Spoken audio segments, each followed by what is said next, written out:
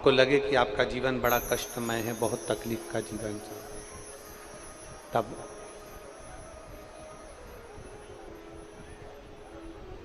अपने घर के बाहर कोई गमला हो, कोई स्थान हो, कोई पेड़ वृक्ष हो, उसकी मिट्टी को शिवलिंग के रूप में निर्मित करो। शिव जी की 5 बेटियां, आप भी हमारे साथ बोलेंगे, जया, विषहरा, श्यामली बारी, दौतली, देव।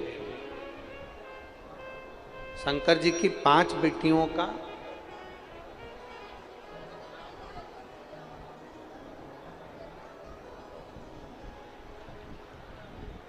पांच बेटियों का नाम लेते जाना है। वृक्ष के नीचे या किसी गमले की मिट्टी को, यदि कहीं पार्थिव शिवलिंग का निर्माण अगर आप कर रहे हैं तो घर में भी पार्थिव लिंग बनाकर या पेड़ के नीचे या गमले में शिवलिंग बनाकर 5 बेलपत्र शिव जी की 5 लड़कियों का नाम लेकर वापिस बोलेंगे, जितने लोग सब बैठे हैं, जया, विषहरा, श्यामली बारी, दौतली, देव। शंकर जी की 5 लड़कियों का नाम लेकर एक एक बेलपत्र शिव जी को समर्पित करना है। और शंकर भगवान को समर्पित करने के बाद दोनों हाथ में 2 लोटा जल लेना। जैसे कावड़ का जल चढ़ता है ना, कावड़ का जल कैसे चढ़ाते हैं? दोनों हाथ में पात्र लेकर एक साथ धार लगाता, बस वैसा ही। आपको लग रहा है कि मेरी जिंदगी बहुत कष्ट में चल रही है, पूरा पूरा दुख भगवान ने मेरे ऊपर ही दे दिया, बहुत पूरी जिंदगी का पूरा कष्ट मुझे दे दिया, पूरा कष्ट आपको लग रहा है?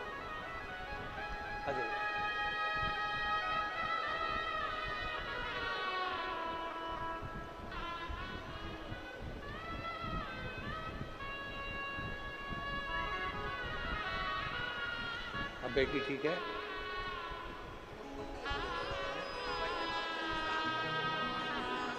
एक उसको भी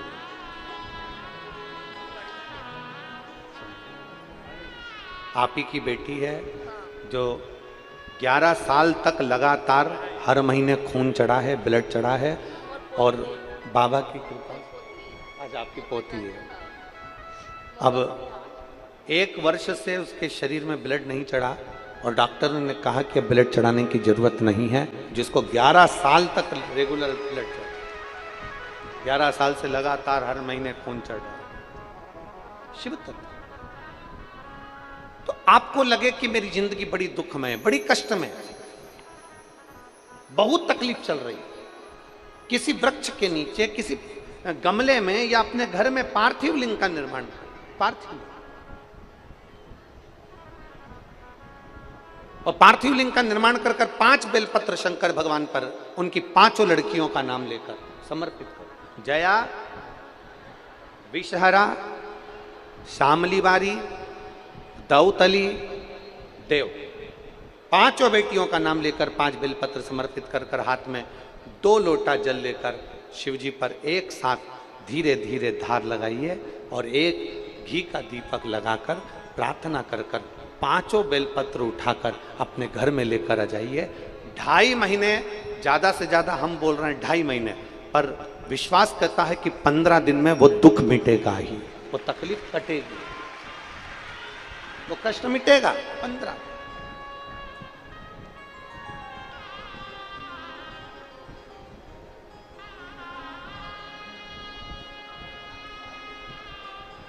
केवल शिव की आराधना करना। हम और आप कितने विचारों में पड़े हुए हैं। हम लोग विचार करते हैं, मुझे ये परेशानी है, मुझे ये परेशानी है, मुझे ये परेशानी है। याद रखना, जिंदगी में ऐसा कोई संसार में मृत्यु लोक में पैदा नहीं हुआ जिसके मस्तक पर टेंशन नहीं हुआ। सबको चिंता है, सबको टेंशन है, सबको कुछ ना कुछ परेशानी है।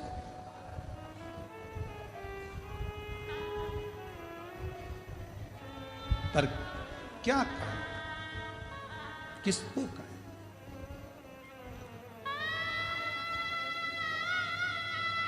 अपनी समस्या का हल अपने को करना है। हमने पहले भी एक बात कही थी, आज फिर कह रहा हूं। इधर एक माता जी बैठी हैं, उनको बहुत तेज छींक आ रही है। मैं इधर वाले भैया जी से कहूं कि छींक दो, तो उनकी छींक इधर वाला छींक सकता है क्या? बोलो, जम के बोलो जरा। चलो ठीक है। इधर एक दादाजी बैठे हैं, मैं उनको खांसी आ रही बहुत तेज, और मैं उनसे कहता हूं तुम मत खांसना, पड़ोसन खांसेगी। खांसने से काम चल जाएगा क्या? जम के बोलो। नहीं। अपनी बटन अपने को खुद लगाना है, अपनी खांसी अपने को खुद खांसना है, अपनी छींक अपने को खुद छींकना है, अपने को पांव हाथ में खुजाल चली तो अपने को खुजालना है। अर्थात अपने पेट में दर्द हुआ तो दवाई भी अपने को खाना है। तो अपनी जिंदगी में अगर दुख आया है तो एक लोटा जल चढ़ाकर उस दुख को भी अपने को ही काटना है, कोई दूसरा नहीं काटेगा। संसार में कोई पैदा नहीं हुआ जो तुम्हारे दुख को काट दे। याद रखना, कहीं का महाराज तुमसे कह दे कि मेरे पास आकर बैठो मैं तुम्हारा दुख काट दूंगा, समझ लेना पक्का बेवकूफ बना रहा है, 1,00,000 2,00,000 लेके चले जाएगा। सब बेवकूफ बना रहा है। कोई किसी का दुख नहीं काट सकता। संसार में कोई पैदा नहीं हुआ कि किसी का दुख काट दे। भगवान राम की जिंदगी में भी दुख आया था, 14 वर्ष का वनवास आया था, बड़े बड़े गुरु उनके पास में थे, विद्वान विद्वान उनके ऋषि उनके पास में थे, वो भी राम जी का दुख नहीं काट पाए। क्यों? राम जी ने पूछा मेरी जिंदगी में दुख आया, सीता मैया की जीवन में दुख आया था, इतने बड़े बड़े उनके पिता जनक जैसे विद्वान थे, तो दुख का नहीं काट पाए। क्यों? क्योंकि जो हमारे पिछले कर्म का भोग है वो हमको खुद भोगना पड़ेगा, अपना दुख खुद को काटना पड़ेगा, कोई नहीं काटे। सारी समस्या का हल एक लोटा जल, और वो एक लोटा जल तुम्हें चढ़ाना पड़ेगा, तुम्हें। इसलिए शिव महापुराण की कथा बार बार कहती है कि एक लोटा जल लेकर मंदिर जाओ, एक लोटा जल लेकर मंदिर जाओ, एक लोटा जल लेकर मंदिर जाओ। क्यों? क्योंकि तुम खुद चलकर जाओगे, उसके दरवाजे पर तुम्हारा अपना दुख है वो स्वयं काटेगा। बेटे का वो खुद काटेगा, बेटी का वो खुद काटेगा। अब मालूम पड़े तो तुम सोचो कि मेरी बेटी के लिए मैं कुछ कर दूं गुरुजी, मेरे बेटे के लिए मैं कुछ कर दूं गुरुजी। जिसके कर्म का जिसको भोगना, और अगर किसी के करने से हो सकता है तो करके देखो।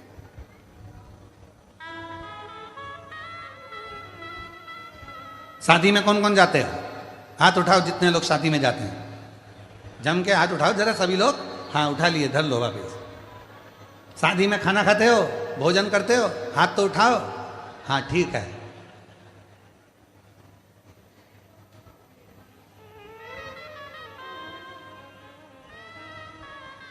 एक ही प्लेट में एक ही गुलाब जामुन की कटोरी, एक ही गाजर के हलवे की कटोरी, उसमें दोनों पति पत्नी खा लेते हो? जम के तो बोलो। नहीं, गाजर का हलवा दोनों को अलग अलग खाना है। समोसा पति भी खाएगा, पत्नी भी खाएगी, इसकी प्लेट अलग, इसकी प्लेट अलग। ये खाएगा, इसका पेट भराएगा, वो खाएगी, उसका पेट भराएगा। तो मंदिर भी सबको जाना चाहिए। पर कई लोग विचार में रहे, गुरुजी जब दान करने का नंबर आता है, कहीं 150 रुपए चढ़ाना होते हैं, तो माताएं सिर पे पल्लू लेके पति को टच कर लेती है। टच। हमने पूछा इससे क्या होगा? 50-50। तो हमने कहा ठीक है, अब मिल कहीं की शादी में, और जो शादी में मिली उसके हाथ में प्लेट थी, पति के हाथ में। हमने उसकी पत्नी से कहा टच कर ले, वो खाएगा तुझे मिल जाएगा। समोसा वो खाएगा मिलेगा तुझे, गाजर का हलवा वो खाएगा मिलेगा तुझे। अपनी आइसक्रीम अपने को साफ करना है, अपना दुख अपने को मिटाना है, दूसरे की सामर्थ्यता नहीं। ये तुम लोग जो ढोंग प्रपंच में फंस जाते हो, आडंबर में फंस जाते हो, कहीं का आकर कह देता मेरे पास आकर बैठो मैं तुम्हारी पूरी जिंदगी संवार दूंगा, मैं तुम्हारा दुख मिटा दूंगा। उसका बापड़े का तो खुद नहीं मिट रही है जो तुम्हारा मिटाने चला। और किसी के पास जाओ और वो कह दे तुम्हारा दुख मैं मिटाऊंगा, तो उसको कह के आ जाना एक लोटा जल चढ़ा ले, तेरा खुद मिट जाएगा। सारी समस्या का हल एक लोटा। कौन किसके यहां आता है? जरा सा कर्जा हो जाए ना और तुम अपने रिश्तेदार से मात्र 5 लाख रुपए मांग कर बताओ, मात्र 5 लाख। 5 भी जाने दो, चलो 3 लाख ही लेकर बताओ। बहुत तकलीफ में हूं जी। सब दूर खबर हो गई कि श्रीमान कर्जे में डूब चुका है, कर्जे में डूब गया, पूरे मार्केट में बात फैल गई, पूरा डूब गया, दुकान भी डूब गई, व्यापार डूब गया, सारा कर्जा कर्जा कर्जा कर्जा कर्जा कर्जा हो गया, सब डूब गया। और उस बीच में तुम रिश्तेदार के पास जाओ कि मुझे 5 लाख की, 2 लाख की, 3 लाख की जरूरत है। रिश्तेदारों को मालूम पड़ गया कि ये कर्जे में है, बहुत डूब चुका है, कुछ नहीं बचा। बहन के पास जाओ, रिश्तेदारों के पास जाओ तो बहन के ही बच्चे कहते थे, मम्मी देना मती, पूरा मार्केट में डूबा पड़ा हुआ है, बिल्कुल कुछ नहीं है, लौटाएगी कहां से मासी, देगा कहां से मामा, काका क्या करेगा, कैसे देगा, कोई नहीं देगा साहब, कोई नहीं।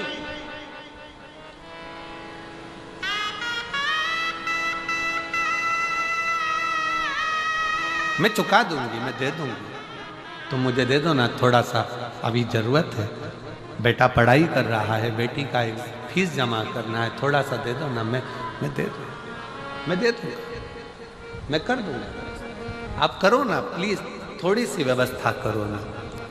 हे मेरी जीजियों,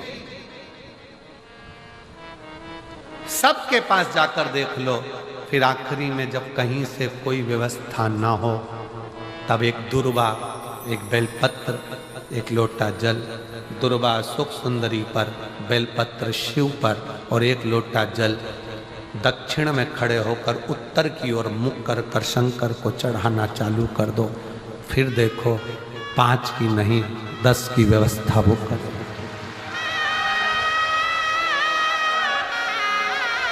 दुख सामने खड़ा होना जीजियों, एक दुर्वा, एक बेलपत्र, एक लोटा जल, दुर्वा चढ़ाओ असुख सुंदरी वाली जगह पर, डंडी रहे उधर शिव की तरफ, दुर्वा की खिला हुआ भाग, एक बेलपत्र शंकर के शिवलिंग पर और खड़े हो जाओ, दक्षिण में बैठ जाओ, दक्षिण में उत्तर की ओर मुख कर दोनों हाथों से शंकर को जल चढ़ाना प्रारंभ करो। 8, 10 दिन, 15 दिन, 20 दिन बाबा को चढ़ा कर देखो, फिर रिश्तेदारों से मांगने की जरूरत नहीं पड़ेगी, वो ऐसी प्लानिंग करेगा कि तेरा भंडार खुद भरना। कोई जाए जो काशी में मेरा ले जाए, बस हृदय से उसको पुकारो।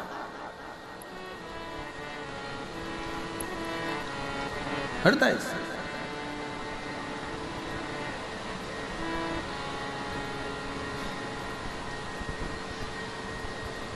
और जब हृदय से पुकारोगे तो शिव तत्व कैसे ना हो, दृष्टि चरण पर लगी रहे, दुख है ना आने दो। कई लोग कहते हैं शिव जी की पूजन में गंगा का जल होना जरूरी है।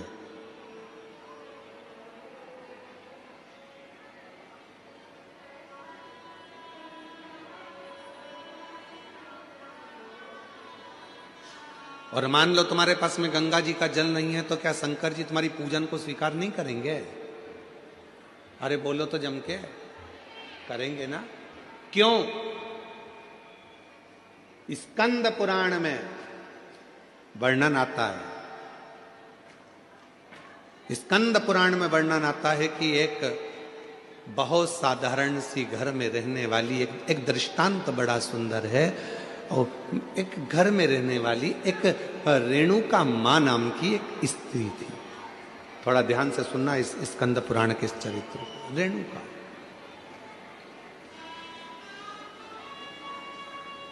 वो रेणुका मां के पास में कुछ भी नहीं था।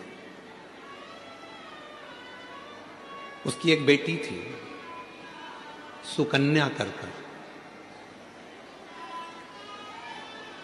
रेणुका मां की एक बेटी थी सुकन्या, बड़ी सुंदर थी।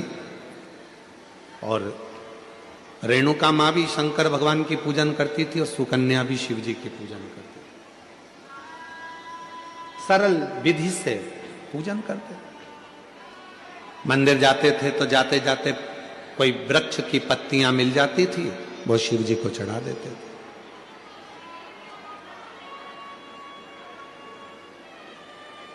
कोई फूल मिल जाता था वो शिव जी को चढ़ा देते थे। और कई बार ऐसा हुआ कि रेणुका सुकन्या को कोई पत्ती नहीं मिली, कोई फूल नहीं मिला, तो उन्होंने जल चढ़ा दिया। कई बार ऐसा भी हुआ कि सुकन्या और रेणुका को जल भी नहीं मिला तो उन्होंने 3 बार ताली बजा दी। कई बार ऐसा हो गया सुकन्या और रेणुका को कि वो मंदिर भी ना जा पाए तो उन्होंने शिखर का दर्शन कर लिया। शिखर का दर्शन।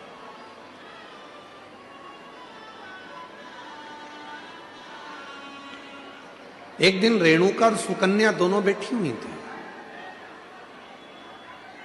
और रेणुका सुकन्या बैठी हुई थी और वहीं से एक संत का निकलना हुआ।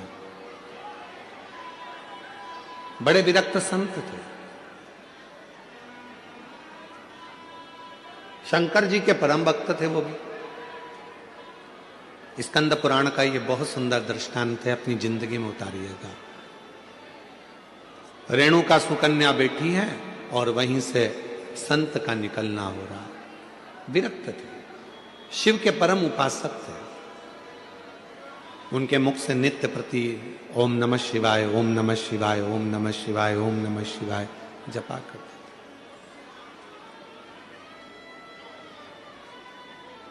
आज संत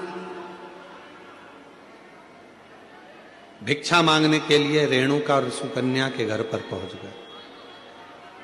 आवाज लगाई, माता भिक्षाम दे,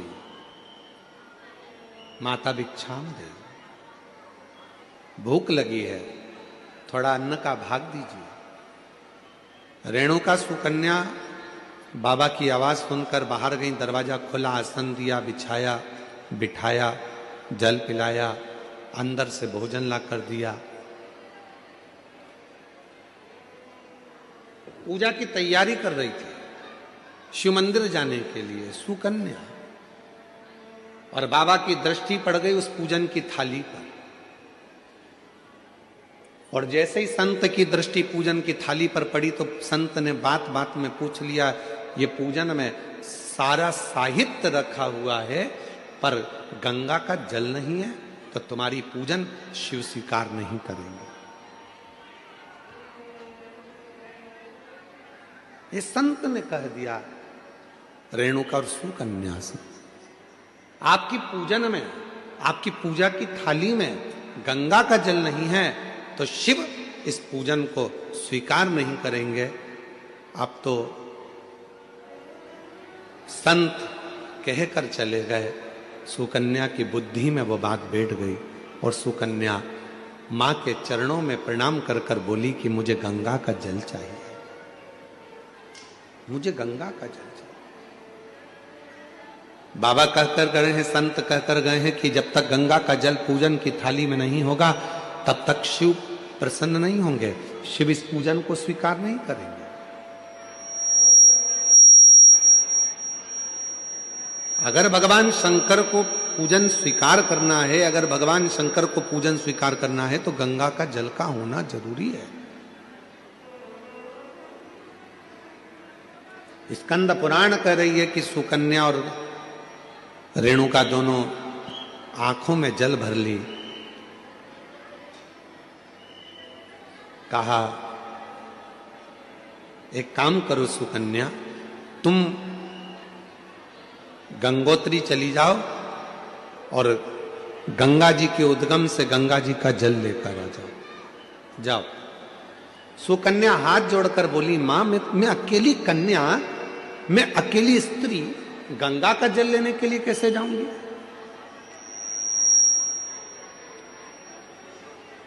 शिव की पूजन सुकन्या ने भी बंद कर दी, रेणुका ने भी बंद कर दी।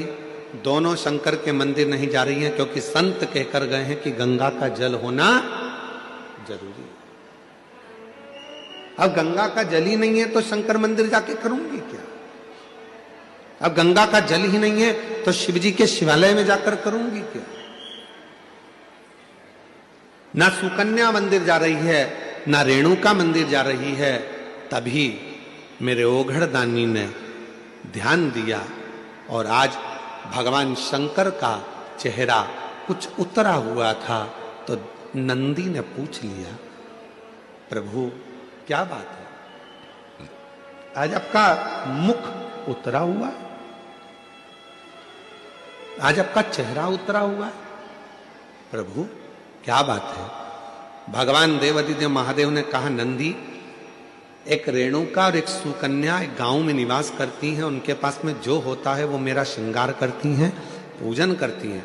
एक संत भिक्षा मांगने के लिए आए थे और वो उनको ज्ञान देकर चले गए, उनको बताकर चले गए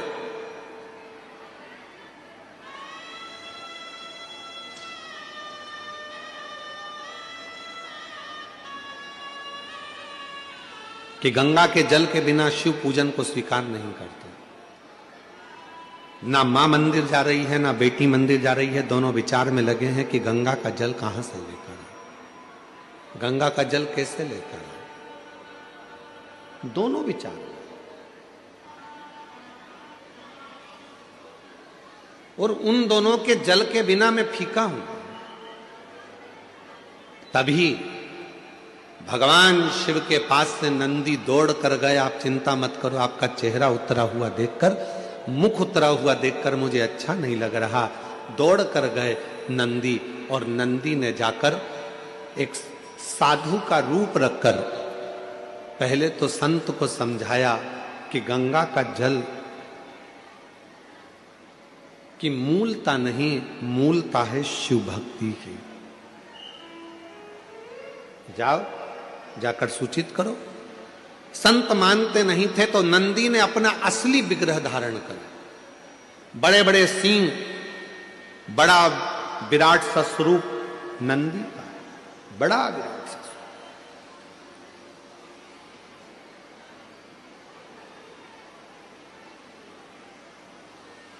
और इतना विराट स्वरूप नंदी का था, इतना विराट स्वरूप नंदी का था, नंदी जैसे ही सामने जाकर उस संत के खड़े हुए और अपनी पूंछ का एक बाल संत के ऊपर जो घुमाया, इतने में संत जमीन पर पड़ गए, हाथ जोड़कर बोले, मुझसे क्या गलती हो गई। तो नंदी ने कहा, गलती केवल एक हुई है कि वो पूजन करने वाली जिस भाव से पूजन करती थी, जैसी मंदिर जाती थी, जो जिस भाव से पूजता था, उसकी पूजन तुमने बंद करा दी, केवल एक गंगा के जल के लिए, कि पूजन में गंगा का जल होना जरूरी है। जाओ। नंदी ने कहा, संत, ए साधु, जाकर वो रेणुका और सुकन्या से जाकर कहो कि जब शंकर भगवान के ऊपर एक लोटा जल चढ़ता है, जब शिव जी के ऊपर पानी की एक बूंद गिरती है, जब शंकर भगवान के ऊपर अगर कोई साधारण जल भी चढ़ता है तो वो शंकर के ऊपर चढ़ा, और जैसे उनके शिवलिंग पर चढ़ा, जटा से लगा, तो वो अपने आप गंगा जल बन जाता है, अलग से गंगा जल की जरूरत नहीं पड़ती। जाओ कहो, बोलो उनको।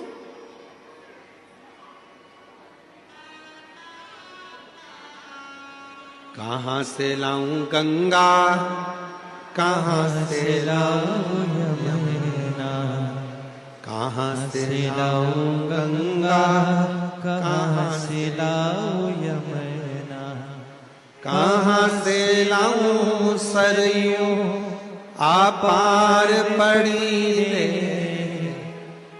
बोले तेरी सेवा हमसे ना बनी रे, शिव शंकर तेरी सेवा हमसे ना बनी रे। गंगा का जल मूल नहीं, मूल है आपके हृदय का भाव, हृदय का।